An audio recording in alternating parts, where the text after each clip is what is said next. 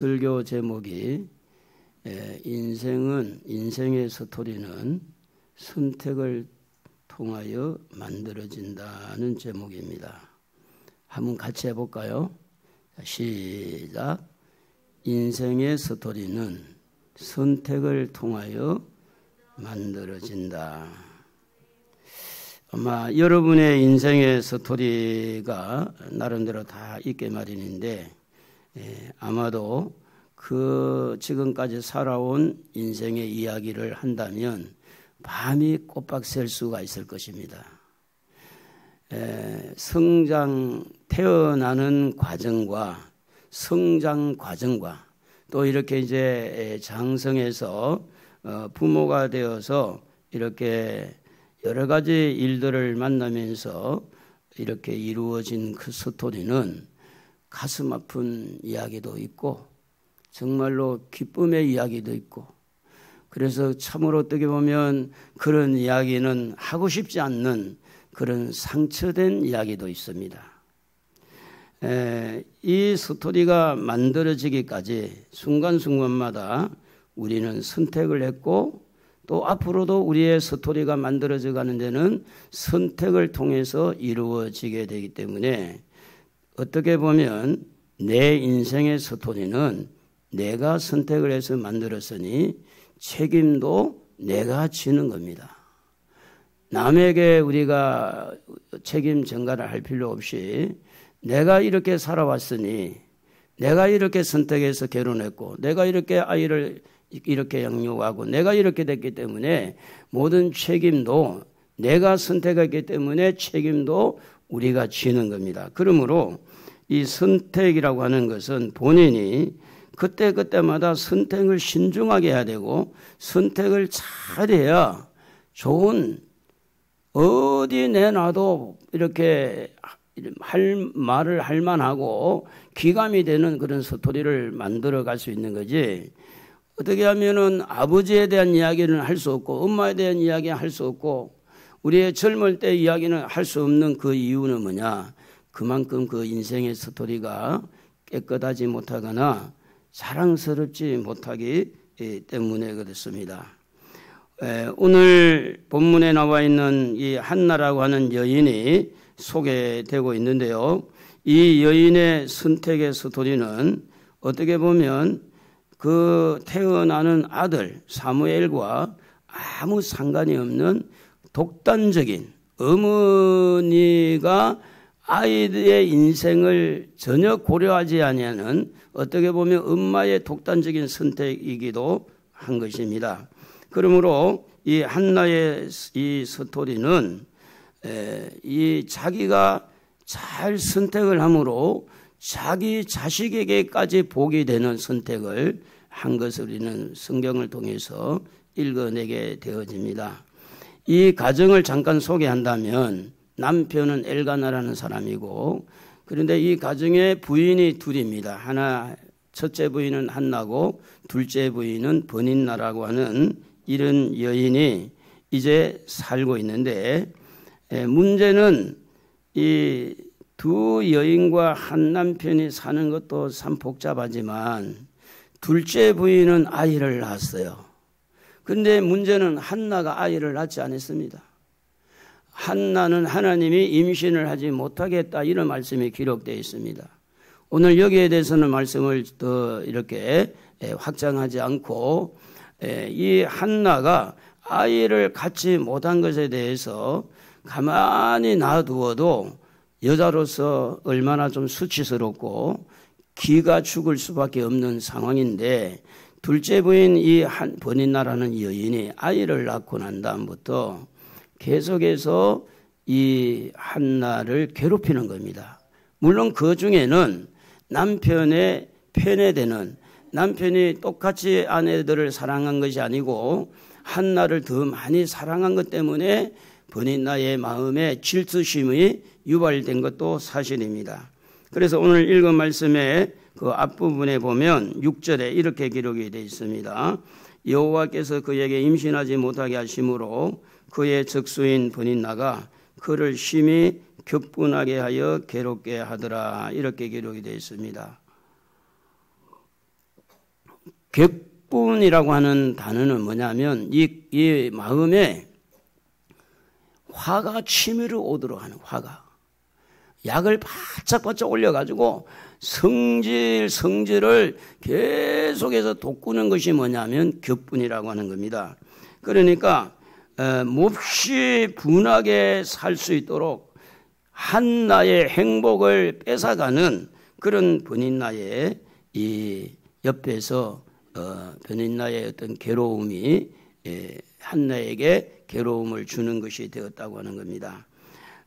그래서 7절에도 보면 버닌나가 그를 격분시킴으로 그가 울고 먹지 아니하니 이렇게 되어 있어요. 격분함으로 너무 속상해서 이렇게 밥을 먹지 않는 그런 상태에 놓여 있다, 그렇게 말합니다. 사랑하는 아내를 이렇게 또 이렇게 가정을 꾸리고 사랑하는 아내가 그렇게 힘들 때에 남편은 무슨 행복이 있겠어요? 아내가 울고 불고 하는데 남편은 뭐 나는 행복하다 말할 수 없잖아요. 그러므로 이 가정에는 어떤 면에 보면 불행한 가정입니다. 가정이 온전하지 못하다는 겁니다.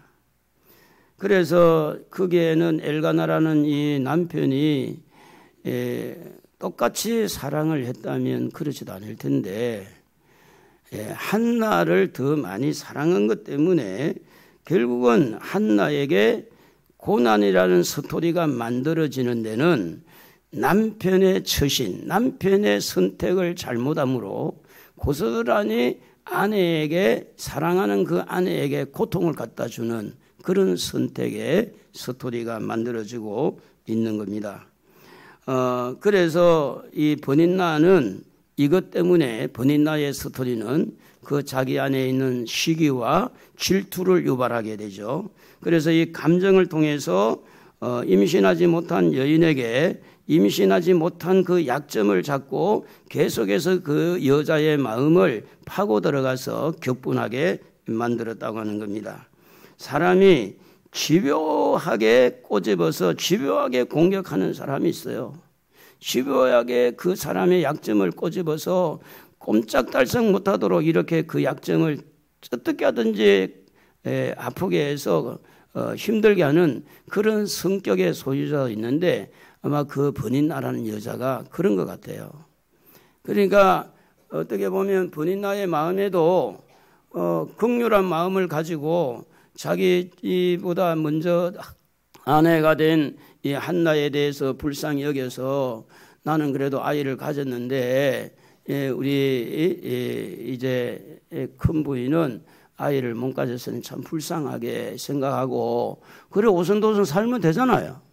그런데 이 한나라고 하는 이 여인을 어떻게 하든지 나락에 떨어지도록 하려고 버닌나의 마음은 강팍하게 그렇게 한나를 괴롭혔다고 하는 겁니다.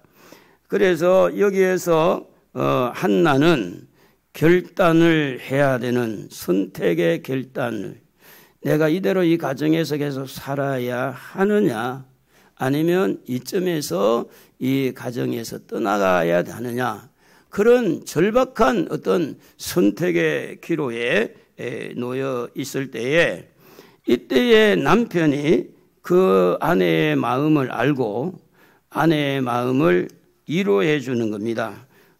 8절에 보면 이렇게 기록을 하고 있죠. 한나여 어찌하여 울며 어찌하여 먹지 아니하며 어찌하여 그대의 마음이 슬프냐, 내가 그대에게 10 아들보다 낫지 아니하냐 하니라. 어떻게 보면은 참으로 한나에게 남편이 고맙죠. 힘이 되는 말이죠. 그래 맞아. 저 버닌나는 나를 괴롭혀도 우리 남편이 알아주니까 남편 바라보고 살아야지. 남편의 위로에 감사를 하고 그 환경에 적응할 것인가, 아니면 아이를 가지는 것을 포기하고 남편의 사랑에 만족할 것인가. 내가 이 아이를 꼭 가져서 보란듯이 버닌나 앞에 아이를 이렇게 낳은 아이를 보이면서 내가 지금 그래도 나도 아이를 낳았다고 그렇게 보일 것인가. 남편의 사랑에 만족하고 살 것인가, 이런 것들이 살아가면서 순간순간 선택을 해야 했던 것입니다. 항상 어떤 고난이나 위기가 오면 우리는 그 위기 속에서 살아남기 위해서, 어떤 어려운 고난의 문제가 오게 되면 거기에서 살아남기 위해서 뭔가를 선택을 해야 되고 뭔가를 해야 됩니다.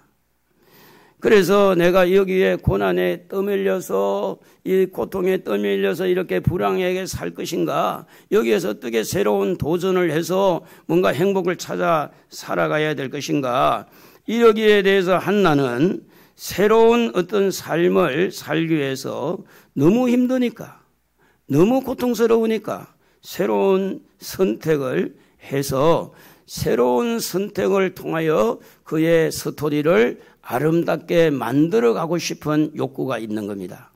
그래서 그 한나는 어떤 것을 선택을 했느냐면, 그 한나는 남편을 선택한 것도 아니고 본인나를 선택한 것도 아니고 하나님을 선택했다는 겁니다.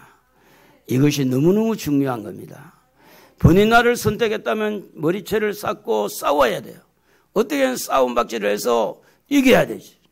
남편을 선택했다면 아이를 포기하고 그냥 남편과 까꿍까꿍하고 그렇게 살아야 돼요.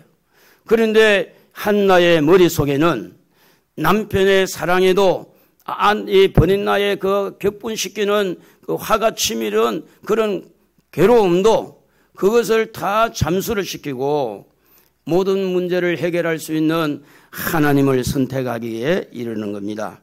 여러분, 지금도 우리는 매일같이 선택을 해야 돼요. 매일같이 선택하고 또 선택해서 우리의 인생의 스토리를 만들어가게 돼 있는데, 그때마다 대부분 그렇습니다. 환경을 선택하든 사람을 선택하든 아니면 자기 자신의 욕심을 선택하든, 우리는 그 믿음의 사람이기 때문에 하나님을 선택하든 분명히 거기에서 선택의 기로가 올 때에 한나를 우리는 좀 생각하면서 저도 여러분도 하나님을 선택하시기를 바랍니다. 그게 여러분이 사는 길이에요. 그래서 한나가 하나님을 선택하게 된 배경을 우리가 좀 이해를 해본다면, 한나의 문제를 해결해 줄 수 있는 분이 남편입니까? 하나님입니까? 하나님이에요. 아내의 괴로움을 해결해 주실 분이 남편입니까? 하나님입니까? 남편 되는 분이 섭섭할지 모르지만, 여러분, 저도 남편이잖아요. 남편 자신의 문제도 다 해결하지 못하고 사는 겁니다. 아내에게 남편이 대단한 것 같이 생각하지만 아내의 죽음을 막을 수 있는 남편이 어디에 있어요? 아내가 아플 때에 대신 아파줄 남편이 있습니까? 대신 아파줄 수가 없죠. 남편을 사랑하지 말라는 게 아닙니다. 남편을 믿지 말라는 게 아닙니다. 그러나 우리는 이성적으로 뭔가 이렇게 투명하게 냉정을 찾고 우리는 이 선택을 하기 위해서 분석을 해볼 때, 한나가 가지고 있는 문제는 아이를 못 낳는 거예요. 이거는 남편이 해결할 일이 아니다. 한나가 가지고 있는 괴로움은 남편이 해결한 게 아니고 하나님이 해결한 것이다. 엘가나가 보면 어떤 면에 보면 섭섭할 수 있겠죠. 내가 있는데 왜 나를 믿지 하나님을 믿어? 내가 너를 보호하고 내가 너를 사랑하는데 왜 나를 제껴놓고 하나님을 선택해? 되게 기분 나쁠 수 있겠죠. 그것은 일반적인 사람이에요. 믿음이 없는 사람. 한나가 남편을 사랑하지 않고 의지하지 않는 것이 아니라 남편의 한계를 이해를 했다는 겁니다. 남편이 할 수 있는 영향력을 이해를 해보니까 남편의 사랑에 녹아나면 나는 영원히 아이를 갖지 못하고 그렇게 살 수 있으니 내가 내 문제를 해결해 주실 수 있는 하나님을 선택하자. 할렐루야. 그래서 하나님을 선택할 때 하나님을 향한 믿음이 형성이 되어집니다. 그러므로 하나님을 향한 믿음이, 하나님이 나를 도와주셔서 나의 문제를 해결해 주실 것이고 하나님 앞에 기도해서 나에게도 하나님의 아이를 이렇게 출산할 수 있도록 하나님이 잉태의 복을 주실 것이고 하나님께서 내 마음의 괴로움을 시원하게 풀어줄 수 있는 분이 하나님이라고 하는 이 사실을 기억하고 한나는 또 하나의 선택을 합니다. 그게 뭔가 하면 작심하고 기도하기로 마음의 선택을 합니다. 1장 10절에 보면 그가 이렇게 기록하고 있는데 한나가 마음이 괴로워서 여호와께 기도하고 통곡하며 그렇게 기록하고 있습니다.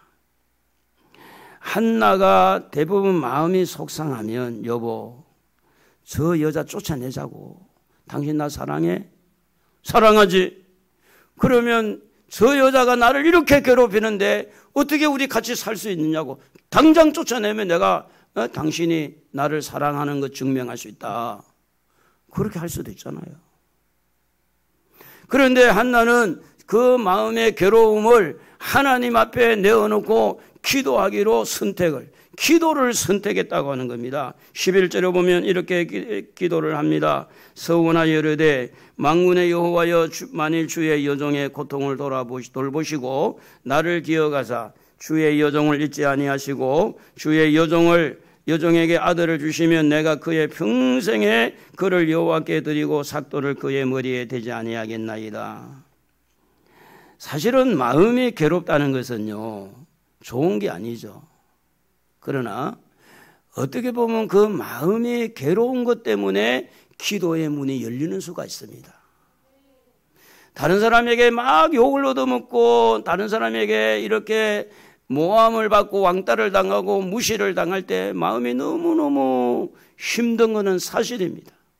그러나 그것이 오히려 하나님을 찾는 계기가 되고 하나님에게 기도할 수 있는 계기가 된다면 우리가 원해서 고난을 자청할 필요는 없지만 살다 보면 내가 잘못 선택해서 괴로움이 오고 힘든 것이 올 때에 하나님을 선택하고 하나님 앞에 기도하기로 마음을 먹을 때에 그 기도가 진지한 기도가 되는 거예요. 내 마음의 괴로움을 내놓고 통곡을 하고 울며 불며 하나님을 향해서 살려달라고 이렇게 할 때 하나님이 여기에 응답을 해주시니까 이것이 간증거리가 되는 겁니다. 전화위복이 되는 거예요. 그래서 우리가 뭐 이런 말이 있잖아요. 성공한 사람이 부러우면 그거는 지는 것이다. 다른 사람이 부러우면 내가 지는 것이다. 그 사람이 부럽다면 내가 길을 쓰고라도 그 사람보다 내가 더 성공한 것이 그 사람을 이기는 거지. 마음의 괴로움을 하나님 앞에 토하면서 기도했다고 하는 것은 그 마음의 스트레스가 기도를 통해서 싹 풀린다는 것입니다. 그는 자식이 없어서 수모당하는 그 아픔의 괴로움을 하나님 앞에 토해내는 거예요. 눈물로 토해내는 겁니다. 간절하게 하나님 앞에 나는 아이가 없습니다. 이 웬일입니까 하나님. 둘째 부인은 아이가 있는데 그런 거 보니 남편의 문제가 있는 게 아니고 나에게 문제가 있는데 도대체 나는 왜 이렇습니까? 하고 그는 하나님 앞에 진지한 기도, 정말 하나님이 들을 수 있는 그런 기도를 할 수가 있었다고 하는 겁니다. 남편이 아무리 이 한나의 마음을 달랬지만 한나는 거기에 위로를 받고 거기에 주저앉을 수가 없었습니다. 왜냐하면 아이를 낳고 싶어하는 열정 때문에. 오늘 성공하는 사람들 보면 성공에 대한 열정이 강해요. 그렇지 않겠습니까? 무슨 대기업 삼성이다, 현대다, 여러분 창업자들을 보면은 그 창업자들의 기사를 읽어보면은 그 사람들이 얼마나 그 성공에 대한 열망을 가지고 밤낮을 가리지 않고 수고했는지 몰라요. 지금에 와가지고 무슨 노동자들이 회사를 빼앗아 먹으려고 이상한 나라가 되어서 기업주를 망하게 하고 기업주 망하면 자기들은 어디 가서 일할 거예요. 이상한 사상이 들어와서 그런 문제가 있지만은 근데 여러분 아셔야 돼요. 열정을 가지는 것은 중요합니다. 응답받기 위해서 열정 가지는 거, 성공하기 위해서 열정 가지는 거, 아이를 갖기 위해서 열정을 가지다 보니까 남편이 아내에게 위로하는 것도 귀에 안 들어오는 거예요. 번인 나갔다면 괴롭게 하는 것도 귀에 안 들어오는 거예요. 오직 그의 마음에는 하나님만이 나의 문제를 해결해 줄 수 있다. 오늘 여러분 질병을 치료하기를 원하십니까? 여러분 낫기를 원하십니까? 병원만 너무 의지하지 마십시오. 약만 너무 의지하지 마십시오. 하나님을 의지하기를 바랍니다. 하나님을 바라보시기를 바랍니다. 여러분 병원에서 해결 다 된다면 병원의 의사는 왜 죽습니까? 병원의 의사는 왜 병에 걸립니까? 약이 다 해결된다면 그 약국의 의사들, 약사들은 왜 암에 걸리고 왜 그렇게 연약해집니까? 하나님이 하실 일이 있다 그 말입니다. 약을 무시하라는 것도 아니고 이 의사를 무시하라는 게 아니라 중요한 것은 우리의 마음입니다. 우리의 마음. 의사보다 하나님이 못하고 약보다 하나님이 못하니 의사 말만 듣고 약사의 말만 듣고 포기해야 됩니까? 하나님이 살아계십니다. 하나님을 향해서 열정이 회복되기를 바랍니다. 사랑하는 성도 여러분, 여러분 건강하시기를 원하시기를 주의 이름으로 축복합니다. 건강에 대한 열정을 가지십시오. 하나님을 찾으십시오. 하나님을 선택하십시오. 그러면 건강이 회복될 줄로 믿습니다. 어떤 고질적인 질병도 하나님은 고칠 수 있습니다. 믿으십니까? 믿어야 돼요. 그래야 하나님 앞에 기도 제목이 나오는 거예요. 병원에서 말하니까 병원에서는 6개월밖에 못 산대요. 그럴수록 하나님을 의지하고 하나님 바라봐야 되지 않습니까? 그래서 간증하는 사람이 다 그 이야기예요. 6개월 만에 죽어야 되는데 10년이 돼도 살아있어 간증하고 다니고. 왜 그래요? 하나님이 하실 일이 있기 때문에 그렇습니다. 그래서 한나는 족구물을 내겁니다. 하나님 아들을 주시면 아들에게 수확도를 대지 않고 포도주를 마시지 않고 내가 하나님에게 평생에 하나님에게 드리겠습니다. 이렇게 간절한 마음을 가지고 하나님 앞에 기도할 때에 여러분 보십시오. 오늘 어린이 주일 어버이 주일을 맞이해서 사무엘에게 허락도 없이 아버지가 엄마가 내가 하나님 앞에 드린다고 할 때 잘한 겁니까? 잘못한 겁니까? 잘한 거예요? 잘못한 거예요? 아직 태어나지도 않았어요. 태어나면 내가 하나님 앞에 드리겠다는 거예요.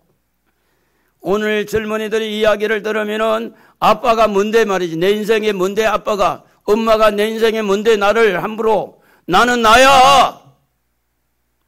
여러분 나는 나라고 하는 분은 오직 하나님밖에 없어요. 하나님만이 나는 나야라고 해야 돼요. 그런데 요즘에 아이들이 어떻게 합니까? 아빠 터치하지 말라고. 엄마 여기까지.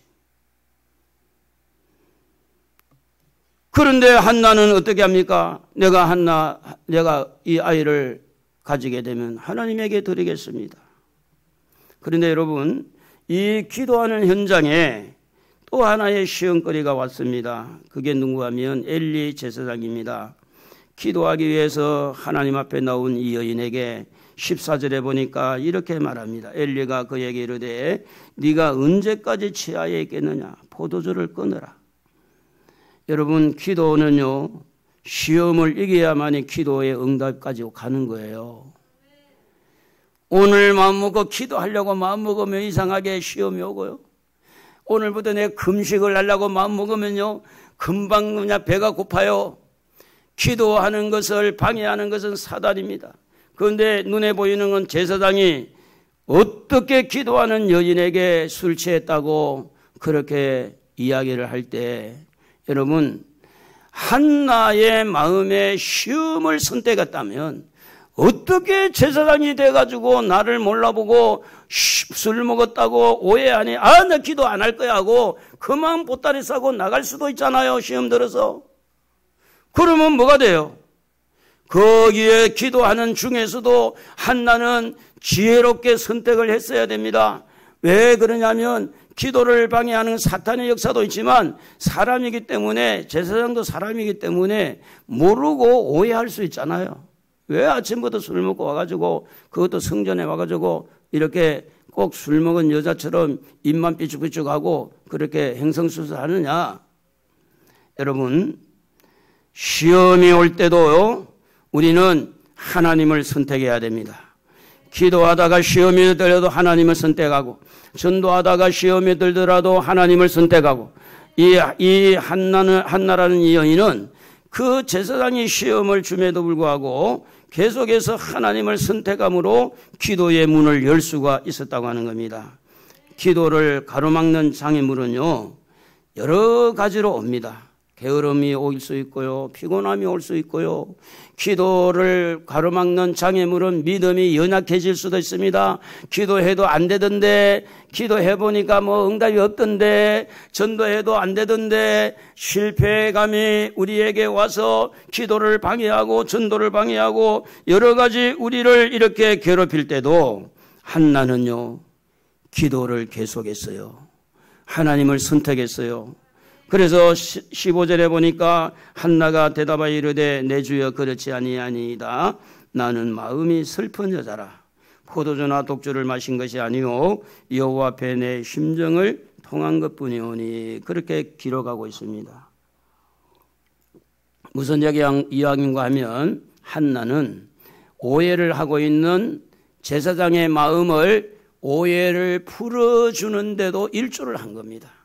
그냥 삐진 게 아니고 한나가 최선을 다해서 제사장 엘리에게 자기의 상황을 설명해서, 사람이요 대화를 해보면 오해가 풀려요.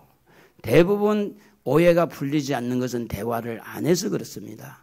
이야기를 하다 보면 내가 잘못 들었구나. 이야기를 하다 보면 내가 말을 잘못했구나. 그러므로 이 기도하는 사람은요 화목을 추구해야 됩니다. 제사장과 화목해야 되고 하나님과 화목해야 됩니다. 이 제사장뿐 아니고 번인나도 그 악한 감정을 가지고 와가지고 주여 번인나를 오늘 당장에 죽여주십시오. 그런 악한 감정을 가지고 기도하면 기도가 응답이 되겠습니까? 그러니까 이 한나라는 여인은 어떻게든 사람과 관계도 화목을, 또 자기를 괴롭히고 있는 그 사람하고도 화평을, 하나님과도 화평을. 그래서 사실은 시험에 들게 하는 사람들이 가만히 유추를 해보면 멀리 있는 사람이 아니에요. 가장 가까운 사람들이 시험을 많이 줍니다. 딸이, 사위가, 아니면 아들이, 아니면 동서가, 아니면 부모님이. 우리말에도 믿는 도끼에 발등 찍힌다는 말이 있어요. 믿는 도끼에. 어디에 찍힌다? 발등 찍힌 도끼에. 이 막 믿고 이렇게 도끼를 질을 하다가 그 발을 찍을 수가 있다는 거예요. 잘 될 거라고 믿는 그 일들이 틀어지거나 믿고 있던 사람이 배신을 할 때 그 이야기를 한 겁니다. 기도를 방해하는 사람이 엘리 제사장이라고 할 때 엘리 제사장이 뭐예요? 기도를 응원하고 기도하는 사람을 독려하고 더 기도를 잘할 수 있도록 분위기를 만드는 것이 엘리 제사장이 해야 될 일 아닙니까? 그러므로 우리가 만나는 사람들을 통해서 시험을 받을 수 있는데 이런 부분에서 우리는 해명을 하기도 하고 오해를 푸는 것이 중요하다. 16절에 보면 당신의 여종을 악한 여자로 여기지 마옵소서. 내가 지금까지 말한 것은 나의 원통함과 격분됨이 많기 때문이다 하고 그렇게 설명을 합니다. 이때에 엘리가 대답하기를, 엘리가 뭐라고 했느냐? 평안히 가라. 17절에 보면 이스라엘의 하나님이 네가 기도하여 구한 것을 허락하시기를 원하노라. 주의 종과 좋은 관계를 가질 때 하나님의 축복의 통로가 열립니다. 비록 엘리 제사장이 많이 부족해요. 그럼에도 불구하고 18절에 보면 이 여인이 뭐라고 고백을 하느냐? 당신의 여종이 당신께 은혜 있기를 원합니다. 그리고 집에 가서 먹고 있는데 얼굴에 뭐가 없어졌느냐? 근심이 하나도 없어진 거예요. 여러분, 하나님이 은혜를 주는 통로가 있어요. 비록 목회자가 부족할지라도, 또 먼저 믿는 사람들이 부족할지라도, 하나님께서 부모를 세워놨을 때 부모가 비록 부족할지라도 그 위로부터 부모를 통해서, 목회자를 통해서, 먼저 믿는 사람들을 통해서 우리에게 뭐가 오느냐? 하나님의 은혜의 통로가 돼서 우리에게 은혜가 오는 겁니다. 그러므로 중요한 것은 뭐냐면 화목하게 사는 것이 중요해요.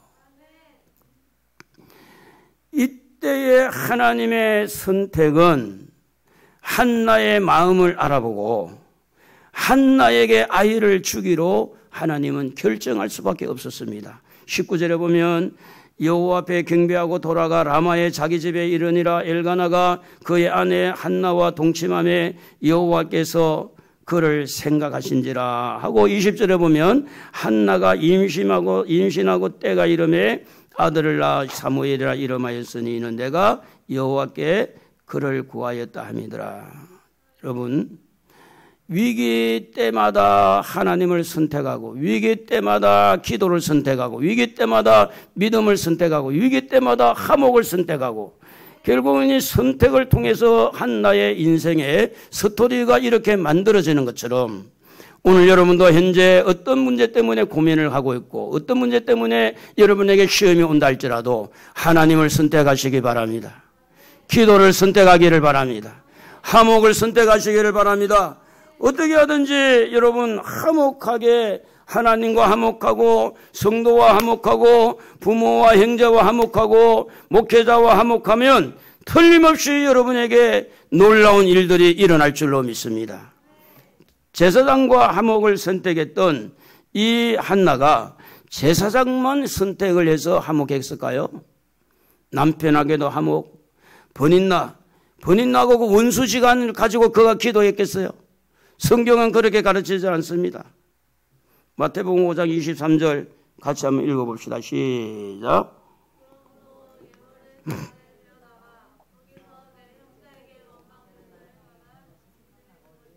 24절 계속.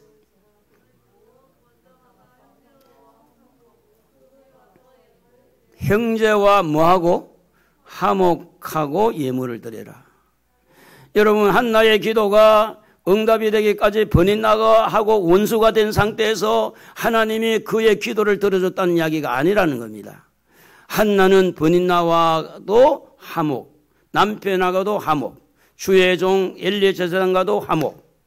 오늘 여러분 많은 선택 가운데 화목을 선택하시기를 바랍니다. 로마서 12장 18절에 보면 모든 사랑과 더불어 화목하라 그래 돼 있어요. 한나는 모든 사랑과 화목을 선택했어요.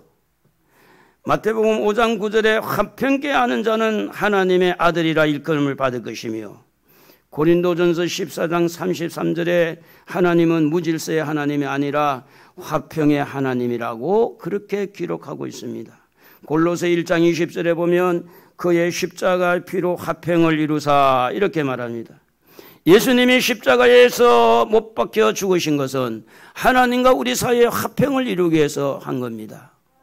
그러므로 여러분 마음에 자녀들에게 섭섭한 마음도 부모에게 섭섭한 마음도 오늘 이 시간을 비롯해서 화평, 화목을 선택하시기 바랍니다. 뭔가 여러분에게 아름다운 인생의 스토리를 만들어 가야 되지 않겠습니까? 그런데 마지막으로 한나는 또 하나의 선택을 해야 되었습니다. 그게 뭔가 하면 아들이 이제 성장하고 있는데 아들을 하나님 앞에 바칠 시기가 왔습니다. 하나님 앞에 바쳐야 되는데 22절에 보니까 아이를 젖대거든 내가 그를 데리고 가서 여호와 앞에 뵙게 하고 거기에서 영원히 있게 하리라. 젖대기까지. 23절에 보면 그의 남편이 그대의 소견에 좋은 대로 하여 그를 젖대기까지 기다리라. 젖대기까지 기다리라. 24절에 보면 젖된 후에 그를 데리고 올라갈새 그리 되어 있는데 젖대기까지를 가만히 생각해 보니까 한 3살 정도 됐겠다 생각을 해요.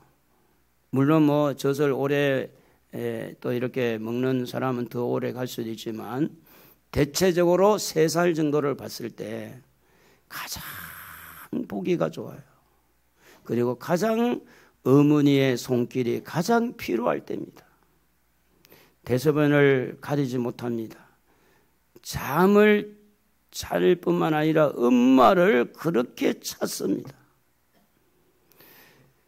여러분 이렇게 사랑스러운 아들 엄마 품에서 새끈새끈 자고 있는 이 아이들을 젖을 먹이고 이렇게 이쁘게 너무너무 이렇게 안고 성장했던 이 아이를 하나님에게 드린다?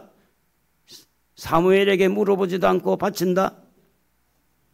이것은 여러분, 태어날 때 아이를 달라고 선택하는 것보다 오히려 이삭이 모리아산에서 자기 아들을 하나님 앞에 바치기 위해서 밧줄로 묶고 모리아산에서 그를 목을 따서 제물로 드리려고 하는 것처럼, 어떤 면에 보면 예수님이 이 땅에 베들레헴 태어난 것보다 골고다 언덕에서 십자가에서 이제 우리 인간의 제물로 드리는 그것이 더 선택이 어려울 수 있잖아요. 마찬가지로 한나의 마음도 하나님 앞에 바치는 이것이 그렇게 쉽지는 않았다는 거죠. 그런데도 불구하고 서원한 것을 약속한 대로 하나님에게, 왜 그러면 하나님에게 이렇게 바치는 것을 선택했을까? 아이에게 묻지도 않고 또 심지어는 남편하고 의논하지도 않고 왜 그렇게 했을까? 가장 엄마의 손길이 필요한 때임에도 불구하고 우리는 몇 가지 생각해 봅니다. 엄마가 아이를 지키는 것보다 하나님이 지키는 것이 안전하다는 겁니다. 엄마가 아이를 성장하게 하는 것보다 하나님이 그를 성장시켜주는 것이 더 축복이 된다는 겁니다. 엄마가 좋은 아이로 이렇게 학습을 하고 훈련을 해서 키우는 것보다 하나님의 손에서 커가는 것이 더 좋다고 하는 믿음의 결단을 내린 겁니다. 억지로가 아니라 자원하는 마음으로.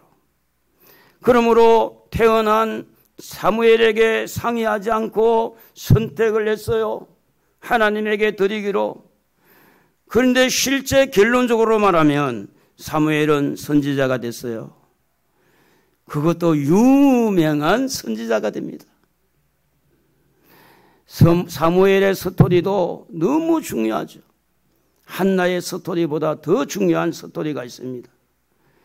그래서 한나는 이렇게 26절에 보니까 한나가 이르되 내 주여 당신의 사심으로 맹세하나이다. 나는 여기서 내 주 당신 곁에 서서 여호와께 기도하는 여자라.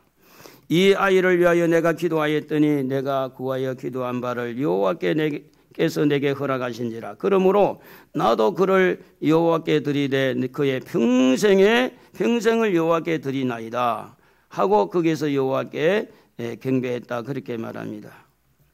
사람이요, 은혜를 받았으면요,